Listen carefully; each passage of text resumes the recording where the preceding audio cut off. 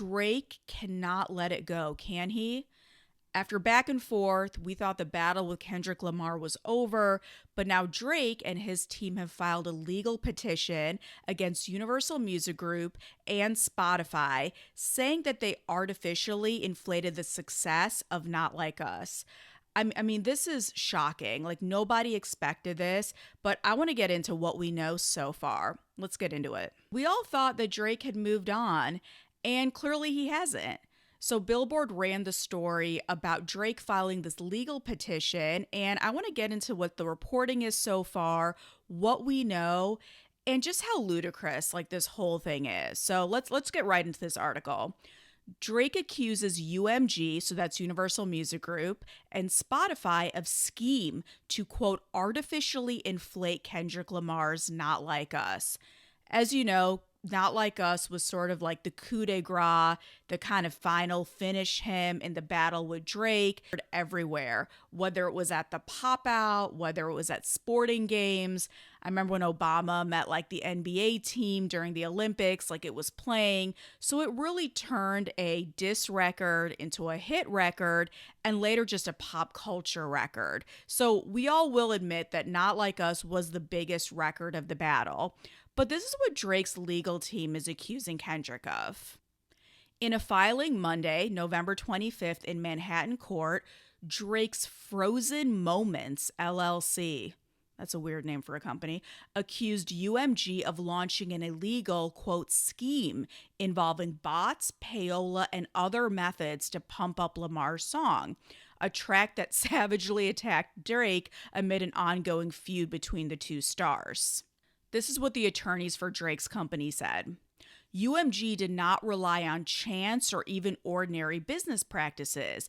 It instead launched a campaign to manipulate and saturate the streaming services and airways. Or maybe people were just listening to the song because it was a big record. But let's keep going. This is the thing that surprised me. So Drake's attorneys are accusing UMG of violating RICO. RICO stands for Racketeer Influence and Corrupt Organizations Act. Basically, that they acted like a criminal organization. Anyone who knows hip hop knows a lot of artists name drop RICO. That was something that Young Thug was facing recently in Georgia. So it is kind of funny that Drake would pull that out, like out of his back pocket.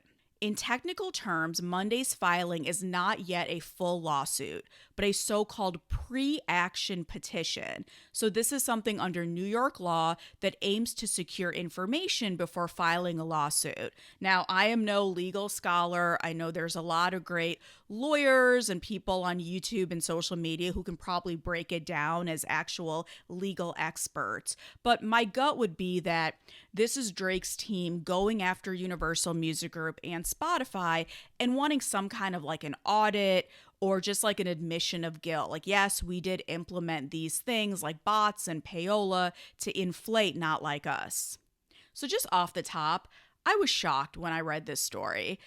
There have been so many different things that happen in hip hop beefs. And one thing about Drake and Kendrick that seemed to be a positive was that it gave people great music. It gave all of us something to talk about. I mean, I know for myself and a lot of you out there, we were just excited to talk about records again. And the idea of streams and numbers, that came into the conversation, but honestly, those were from people who were the stans, not from the true hip hop heads. Like for us, we really distilled it into the records. It's just so sad to me that Drake, someone who came up saying that he loves hip hop, he's a student of the game, he just can't hold the L. I've said this in so many videos and podcasts and on the radio. And anytime I say it, I get all of like the Aubrey's Angels and the super fans coming for me. And I always say, you can be a gracious loser. It's okay to say, you know what?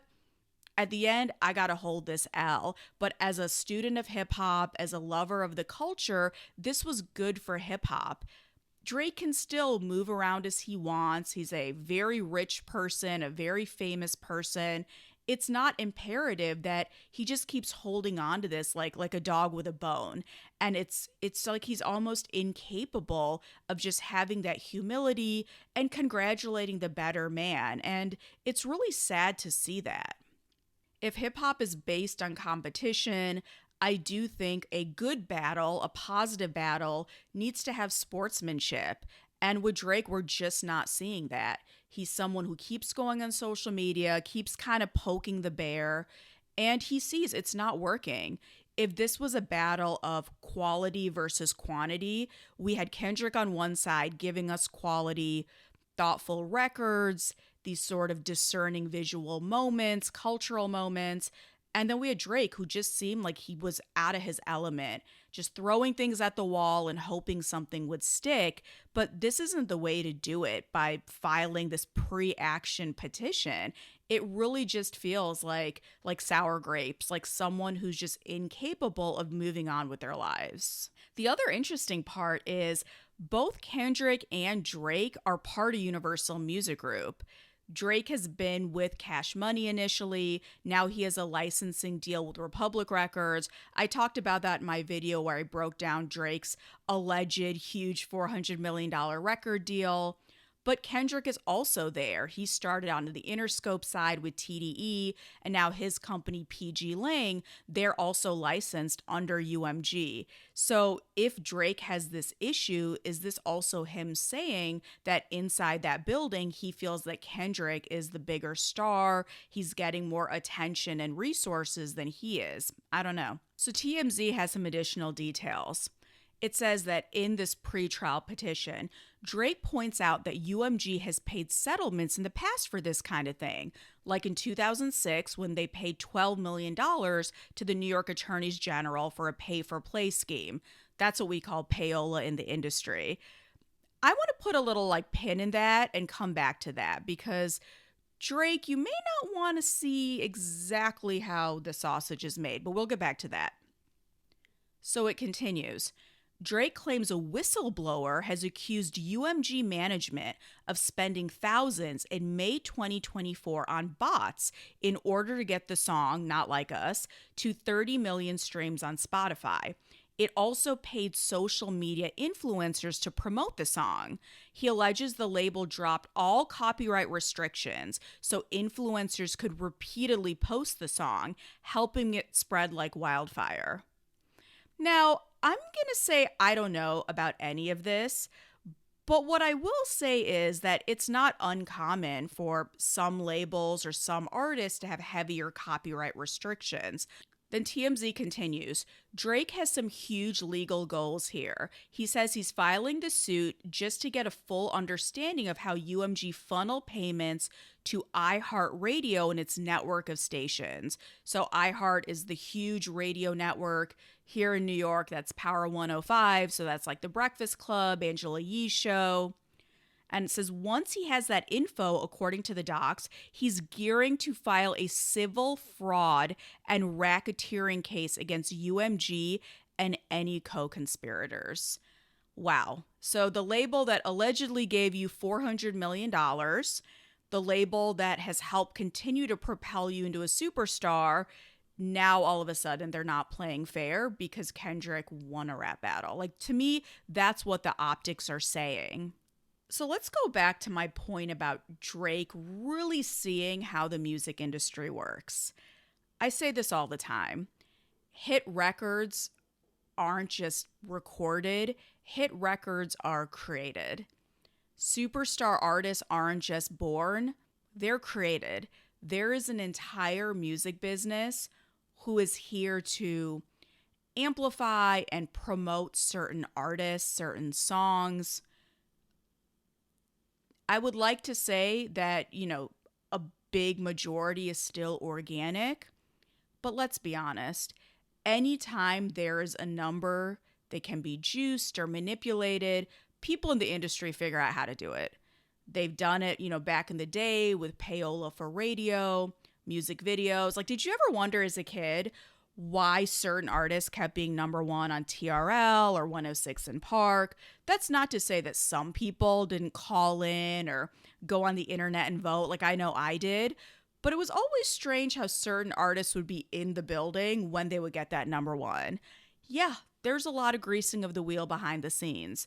I'm not saying it was, paper bags of money exchanging hands, but I'm also not saying that doesn't happen. And in the era of streaming and bots, all of that sort of the mindset and that money has just moved into the digital space. As some of you know, I did help launch curation at SoundCloud. I ran their biggest hip hop playlist. I never received like a check for doing it, from a company outside of SoundCloud.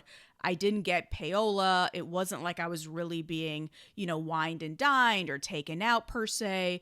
So I can say that there are, I'm sure, still people who are doing a good job, an ethical job, but it's still the music business. And I would just advise Drake, like if he's going to start pointing the finger at other artists or at his label, he may want to point the finger at himself, because there's a reason that, he might be at the top of every Spotify playlist or the cover of, every playlist on other DSPs.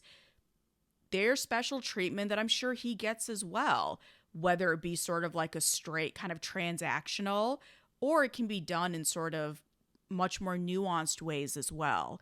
And I think as an artist, for him to presume every stream, every tweet about him, every comment is all organic, I think it's a bit like naive, you know what I mean? And as you know, I'm someone who has, again, as like an OG day one Drake fan, I have been critical of him. Anytime I say anything, the number of bots who will like attack me, it's crazy. And you got to wonder, where are those bots coming from?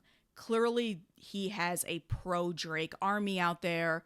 Are some of them real fans? Probably. But other times you click on it and it's somebody with no profile picture, 3 followers, and the only thing that they're posting about is pro Drake. What I mean to say with all of this is, I don't think any artist's hands are completely clean. When you're in the music business, you're in the music business. Drake is the 1%. He's one of those artists who does benefit from both the organic and inorganic promotion. And I think it's just kind of funny to me that now he's somehow like the victim or the underdog. That to me is how this motion is reading.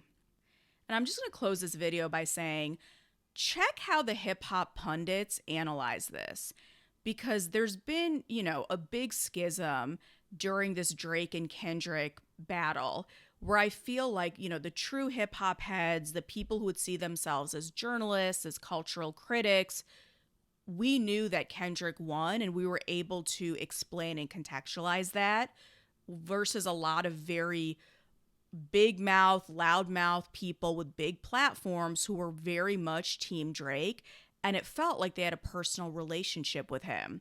And look, that's fine. If you're friends with him, if you're on his payroll, if there is some sort of behind the scenes transaction going on, that's cool. But you also have to disclose that, because you are not completely unbiased. And I do wonder who's going to sit here and defend this, because if you love hip hop and the competitive nature of it, or just the idea of like sportsmanship and being the bigger man, I can't see anyone co-signing this and being like, yeah, this is a great idea. It sets a great precedent. To me, it really doesn't. And the whole point of Kendrick winning, I think it was to show like the best rapper won. It's not about the antics. It's not about the clout chasing, the follower number, the stream number. But here it still shows that Drake isn't able to understand that. And he's not able to discern why credibility won out in the end. So I am interested to see what some other people have to say about this, because I just don't know. And you let me know in the comments. If you are a Drake fan, like, how can you keep defending him? I just feel like this is like the biggest L. Like, after this, enough is enough. I don't want to hear about the big 3 anymore. And, coming into this, I was probably a bigger Drake fan than Kendrick, but just the way Kendrick has moved so meticulously, strategically, and he knows when to keep quiet, when to say something. I just have to give respect to that, because we're just in an era of so much noise and dialogue and, people making excuses. And with Kendrick, it's just, you know what? I'm going to show and prove. And just for that, you know what? After today, I'm going to go listen to Not Like Us. I'm going to stream it on Spotify, and I am not paid, so I'm putting out that disclaimer. I have no connections to Kendrick or PG Lang, but it is a great record, and I think it really represented something important in hip hop at a time where we're not really sure where the genre is going. So that's the news that we have so far about Drake coming after Universal Music Group, Spotify, just basically everyone trying to explain why he lost the rap battle with Kendrick. But I would love to know what you think about this. Let me know, are you going to go listen to Not Like Us? If you are a Drake fan, can you still be a Drake fan? I want to know what you're thinking. Let me know in the comments.